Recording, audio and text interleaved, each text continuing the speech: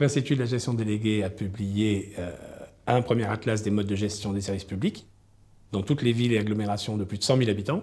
Et cette première étude nous a permis de tordre le cou à deux grandes idées reçues. La première, c'est qu'il n'y a pas de corrélation entre la couleur politique d'une ville et le choix de son service public. Il n'y a pas de lien partisan, je dirais, dans le choix, il y a un choix pragmatique. Il n'y a pas d'ailleurs de service public qui soit géré de manière uniforme sur tout le territoire, et il n'y a pas non plus une collectivité qui gérerait tous ces services de la même manière.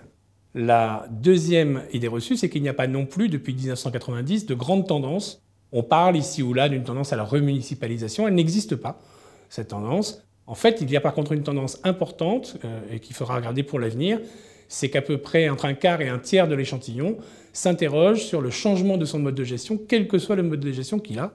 Donc aussi bien des régies qui s'intéressent à la DSP que des DSP qui s'intéressent à la régie.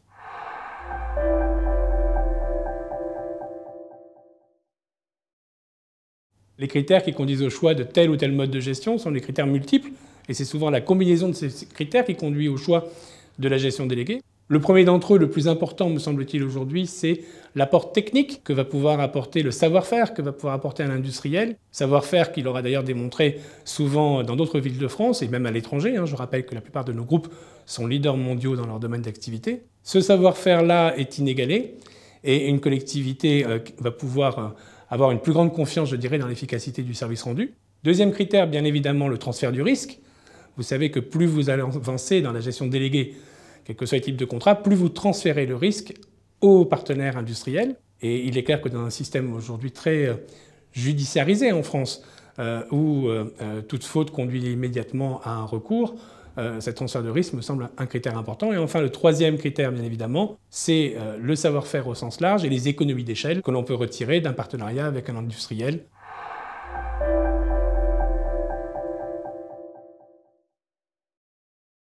Il est clair d'abord que la gestion déléguée a un poids aujourd'hui dans l'économie qui est très important. On parle de plus de 130 milliards d'euros de chiffre d'affaires annuel pour 1,2 million d'emplois non délocalisés, ce qui représente à peu près 7% du PIB. Et il est certain que dans la période que nous connaissons, de crise des finances publiques, en particulier pour les collectivités, la recherche de partenariats, y compris financiers, avec des partenaires qui puissent permettre de gérer des investissements sur le long terme, a de beaux jours devant elle. Et le poids économique de la gestion déléguée dans la relance de l'investissement en particulier me semble tout à fait déterminant pour les années à venir.